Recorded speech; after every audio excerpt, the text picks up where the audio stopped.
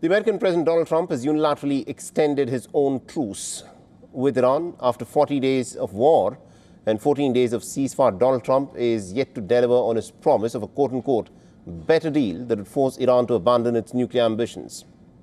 Washington's quest for a nuclear deal with Iran is not new. The former American President Barack Obama, remember, had managed to get the JCPOA negotiated back in 2015. That was a former American president who got the deal signed. The deal was officially, of course, called the Joint Comprehensive Plan of Action. Under this agreement, Iran had pledged to reduce enriched uranium stockpiles, limit the number of centrifuges, and allow intense international oversight. But all these restrictions had a timeline of 1 decade.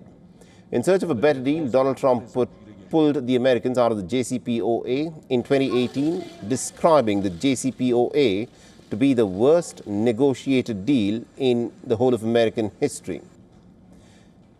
The Republican leader is now running into the same fundamental hurdle that once was faced by Barack Obama. Cut to April 2026, Iran's insistence on reserving the right to enrich uranium, a key demand of the sanctions relief, and also the release of frozen Iranian assets still remains in place.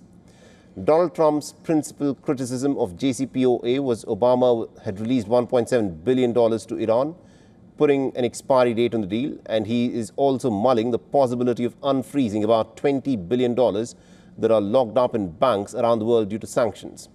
And hours before unilaterally announcing the extension of the ceasefire, Donald Trump said that the deal with Iran will be far better than JCPOA. However, the American president fell short of providing an explanation of what this future deal would look like and how different it would be from the JCPOA.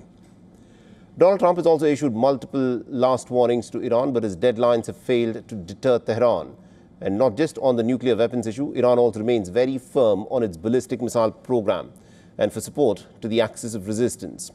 The only pressure point that remains in place is the naval blockade of the Iranian ports, but this is a double-edged sword. The blockade of Hormuz hurts Iran as much as it hurts the U.S. allies in the region, who also will not be able to send out their ships because Iranians have now shut down all traffic in the Strait of Hormuz. So in short, we are currently in a moment of no peace and a war.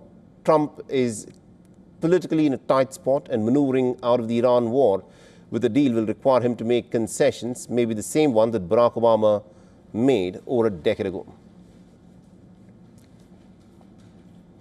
And we earlier spoke with retired Colonel Daniel Davis, who is a military expert and also the host of Daniel Deep Dive on YouTube. Listen to what he had to say. Well, listen, at this point, I don't think that that's even on the table. I don't think that the Iranian side will agree to anything like that. In fact, just this morning, just within the last few hours, they've been pretty defiant on their claims. They're saying, hey, we're not even going to come to the table until you lift your blockade, number one. And then number two, our national sovereignty on the reprocessed material, on the enrichment capacity, those are non-negotiable. So those aren't even on the table anymore. And the missiles aren't definitely not on the table. So right now they're saying, hey, you come to the table to give me something and then we'll talk. And that's very much different than anything President Trump has done before. And I don't know how we're going to get out of this one.